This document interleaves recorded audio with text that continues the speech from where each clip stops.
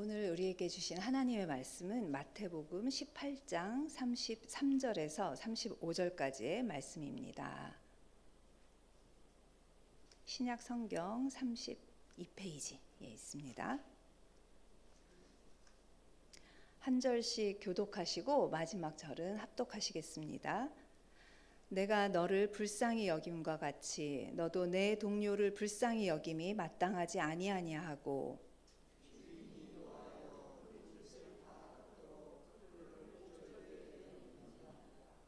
너희가 각각 마음으로부터 형제를 용서하지 아니하면 나의 하늘 아버지께서도 너희에게 이와 같이 하시리라. 아멘. 할렐루야. 오늘도 말씀과 기도의 자리에 나오신 우리 성도님들 환영하고 축복합니다. 옆에 계신 우리 성도님들과 평화의 인사 나누시겠습니다. 평화를 빕니다. 평화를 빕니다.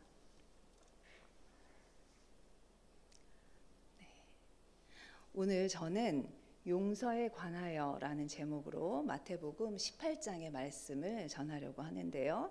21절에 보면 베드로가 자신에게 죄를 범한 형제를 7번까지 용서하면 되겠느냐고 자신의 관용을 자랑하듯이 예수님께 묻습니다.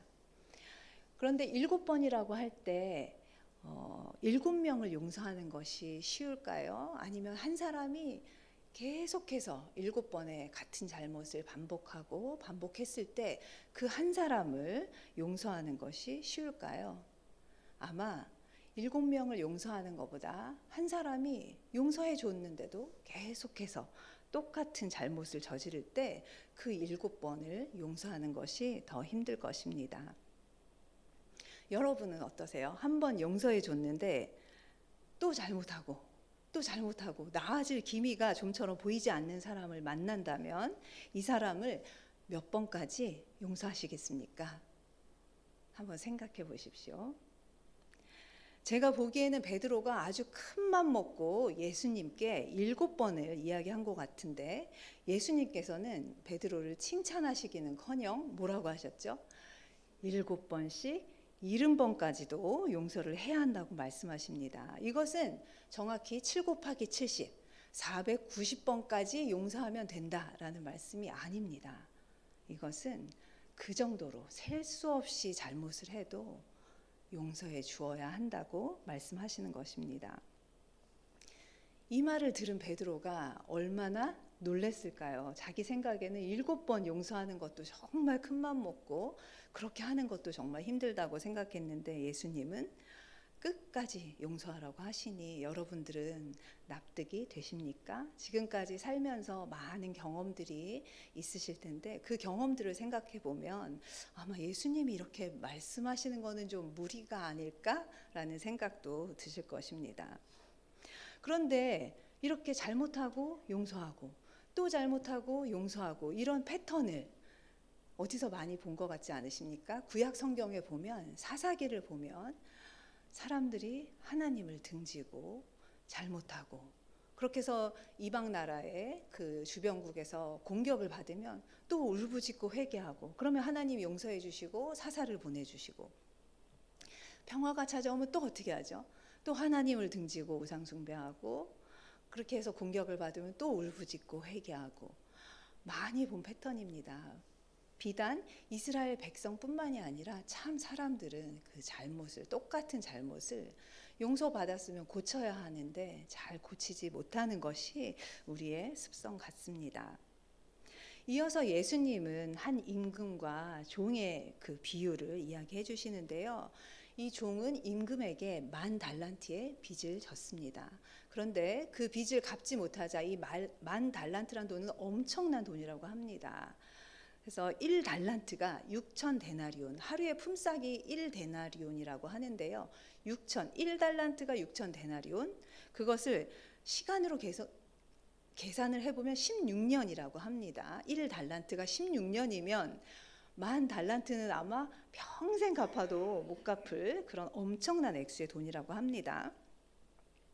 처음에 임금은 그렇게 큰 돈을 빌려가고 갚지 못하니까 너무 화가 났습니다. 그래서 그 종의 아내와 자식을 노예로 팔아서, 그리고 그 사람의 있는 모든 소유를 다 팔아서 돈을 갚을 때까지는 갚으라고 이렇게 엄포를 놓습니다. 하지만 가족이 뿔뿔이 흩어져야 하고, 정말 그 아내가 절규하며 울지 않았겠습니까? 그 아이가 노예로 팔려갈 때 그 아이가 울지 않았겠습니까? 아마 이 종의 마음은 자기 한 몸이었다면 그냥 죽는 게 낫겠다, 자포자기하는 심정으로 이 빚을 못 갚고 큰 벌을 받을 바에야 그냥 죽는 게 나을지도 몰라, 이렇게 쉽게 생각했을지도 모릅니다. 하지만 아내와 자식이 노예로 팔려가고, 정말 자기는 평생을 일해도 못 갚을 그 돈을 갚기 위해서 중노동을 해야 된다고 생각했을 때 어땠을까요? 아마 간절히 빌었을 것입니다. 눈물을 흘리며 그 임금의 긍휼을 바라며 정말 손이 발이 되도록 빌었을 것입니다. 그 임금은 선한 사람이었습니다. 그래서 처음에는 이 엄청난 돈을 생각하고 이 종을 용서할 마음이 없었지만, 그 아이와 정말 쓰러져가는 아내와 이 종의 그 간절한 그 청함을 듣고 용서할 마음이 생겼습니다. 빚을 깎아주는 게 아니라 평생 갚아도 못 갚을 빚이었기 때문에 이왕 용서해 주는 거 완전히 그 빚을 탕감해 주었습니다. 예수님은 용서를 이렇게 비유로만 가르쳐 주시지 않았습니다. 예수님은 제가 영어 성경을 처음에 읽다가 반복되는 구절, 예수님에 관한 반복되는 구절이 나왔는데 그게 무엇이었냐면 He felt sorry for, 이런 이야기였습니다. He felt sorry. 이게 무슨 말일까요? 이 sorry는 저희 미안하다고 할 때 I'm sorry 이렇게 말하잖아요. 그런데 이것은 안 됐다, 아유 딱하다, 이런 공감의 표현입니다. 그런데 제가 영어 성경을 읽다 보니까 이 표현이 너무 많이 나와서 처음 신앙을 가질 무렵이었는데 예수님이 참 따뜻한 분이시구나, 이런 생각이 들어서 제가 그 단어가 많이 기억에 남았었습니다. 예수님께서는 병들고 아픈 사람들만 이렇게 불쌍히 여기신 게 아니었습니다. 너무 미련하고 어리석어서 자신이 악한 길을 가는 줄도 모르는 그런 사람들까지도 예수님은 안쓰러워하셨습니다.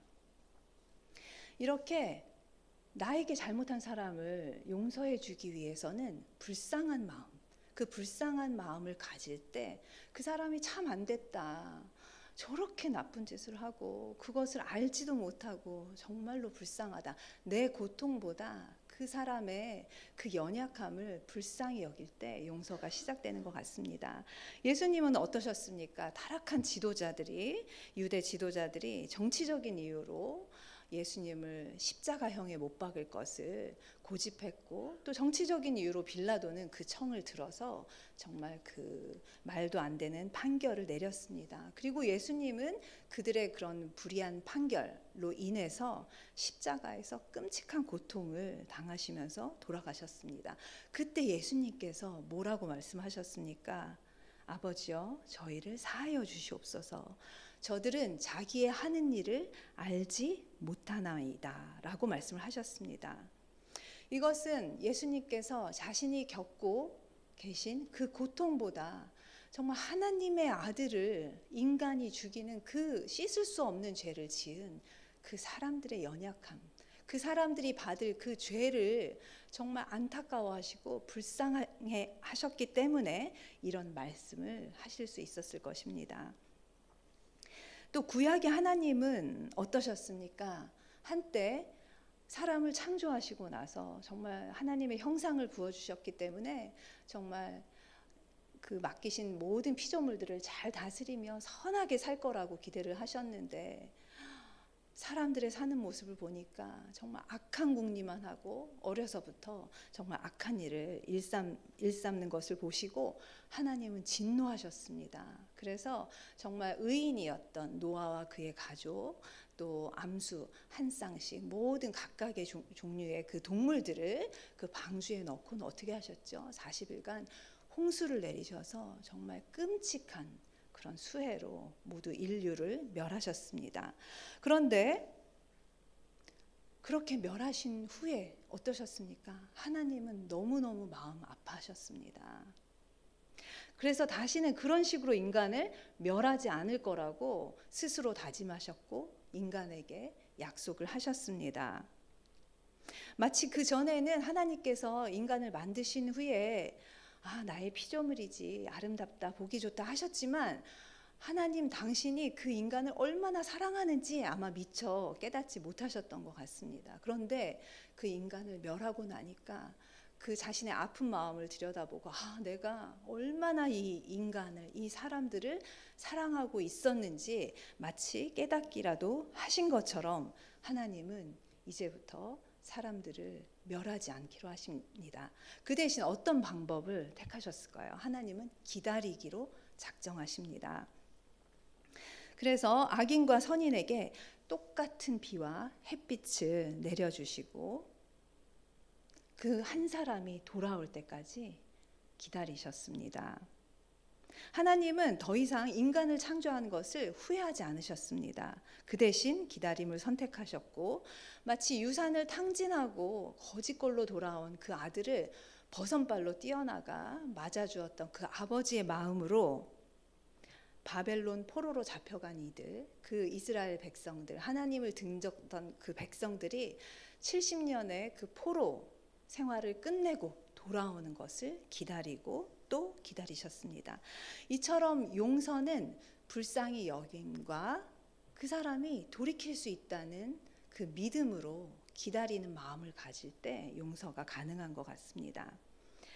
혹시 여러분은 여러분에게 잘못을 반복해서 저지르는 사람을 몇 번이나, 최대 몇 번이나 용서해 주셨습니까? 혹시 나는 절대로 용서 못해, 이런 말씀을 입으로 뱉으신 적은 없습니까? 그렇다면 이제 반드시 이 이야기, 조금 전에 제가 해드렸던 임금과 종의 그 비유의 이야기의 뒤편을 기억하셔야 합니다. 아까 임금님이 종을 불쌍히 여겨서 10,000달란트의 빚을 완전히 탕감해 주셨습니다. 그런데 그 종이 그 탕감받고 나오는 길에 자신의 동료를 만났습니다. 그런데 그 동료는 자신에게 자신이 큰 재산이 있었을 때, 그 10,000달란트의 돈이 있었을 때 자기에게 돈을 꾸었던 동료였습니다. 얼마를 꾸었을까요? 100데나리온. 아까 1달란트가 6,000데나리온이라고 했죠. 그리고 이 사람은 10,000달란트가 있었습니다. 그런데 그 동료는 이 사람에게 얼마를 꾸었다고 했죠? 제가 조금 전에 말했죠.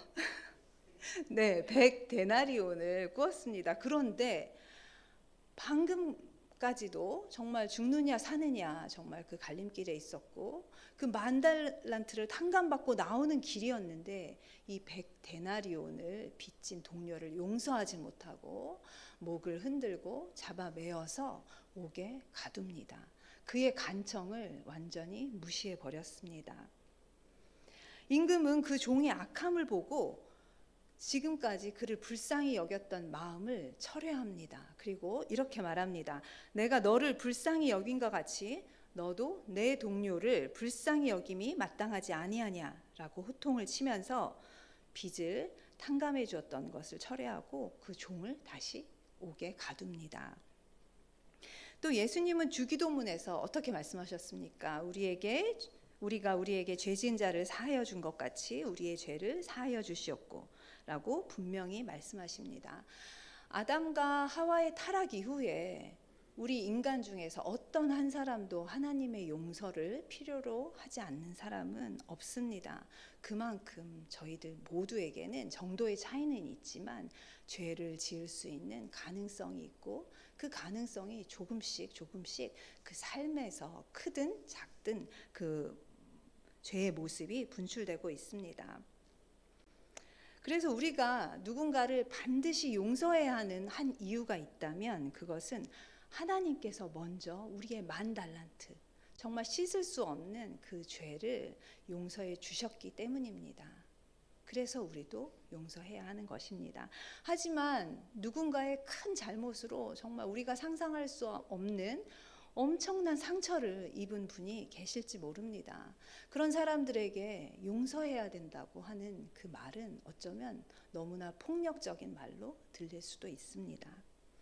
하지만 그럼에도 불구하고 용서하지 못하는 마음은 잘못을 한 사람보다 그 상처를 입은 사람에게 용서하지 못하는 마음을 가진 사람에게 더 크고 무거운 짐을 안겨줍니다. 평생 어쩌면 행복하게 살 수 없을지도 모릅니다. 그래서 만약 누군가의 잘못으로 큰 상처를 입으셨다면 오늘 우리가 해야 할 일은 무엇일까요? 하나님에게 우리의 큰 상처를 드러내 보여드리는 것입니다. 하나님께서 반드시 치유하여 주실 것입니다. 그리고 심판은 하나님에게 맡기십시오. 전쟁은 우리의 것이 아니라고 그 말씀으로도 우리에게 알려주고 있습니다. 그리고 용서하기까지 얼마만큼의 시간이 걸리더라도 정말 오랜 시간이 걸릴 수도 있습니다. 하지만 더 이상 난 절대로 용서 못해, 이런 말 하지 마시고 하나님께서 용서할 수 있는 마음을 제게 달라고, 이 무거운 마음의 짐을 내려놓을 수 있게 도와달라고 하나님께 기도하셔야 합니다. 하나님은 주의 이름으로 두세 사람이 모여 기도하면 반드시 들어주신다고 하셨습니다.